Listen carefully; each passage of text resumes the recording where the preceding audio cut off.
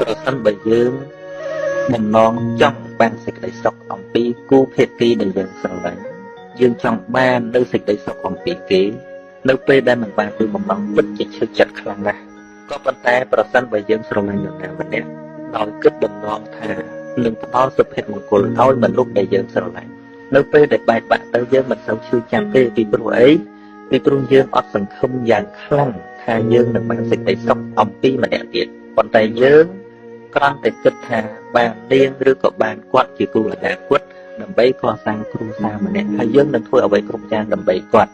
អញ្ចឹងបើគាត់មិនត្រូវការយើងនោះមានន័យថាមិនមែនយើងជាមនុស្សមិនមានលៀបទេពាក្យចេះពីមិត្តភក្តិអាត្មាមួយពាក្យហ្នឹងចេះពីគេទេណាដូចថាយើងស្មោះចំពោះគេហើយយើងល្អចំពោះគេហើយគេនៅតែមិនស្មោះចំពោះយើងត្រូវប្រាប់ខ្លួនឯងថាមកពីអ្នកនោះគ្មានសំណាងបានមនុស្សល្អម្នាក់មិនចេះពីគេដែរទេប៉ុន្តែពាក្យត្រឹមត្រូវអញ្ចឹងបើស្នេហានោះយើងមិនសង្ឃឹមសេចក្តីសុខមិនចង់កេងចំណេញអ្វីអំពីគេច្រើនទេយើងក៏អត់មានខកចិត្តអីខ្លាំងដែរប៉ុន្តែពេលដែលយើងខកចិត្តខ្លាំងដោយសារយើងផ្ញើសេចក្តីសង្ឃឹមចង់បានសេចក្តីសុខពីគេខ្លាំងពេកចឹងតែបើយើងស្រឡាញ់មនុស្សម្នាក់ដោយក្តីមេត្តាស្រឡាញ់ដោយការយល់ស្រឡាញ់ដោយចង់ផ្ដល់សេចក្តីសុខឲ្យគេសប្បាយចិត្តនឹងឃើញមនុស្សដែលយើងស្រឡាញ់បានសេចក្តីសុខនៅពេលដែលបានអស់ទៅយើងមិនកើតទុក្ខខ្លាំងយើងមិនពិបាកចិត្តខ្លាំងដោយសារអីដោយសារទីមួយ